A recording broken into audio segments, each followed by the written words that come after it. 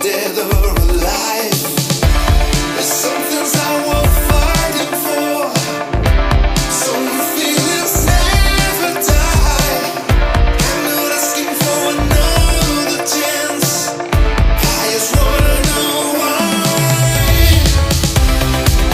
There's no easy way out.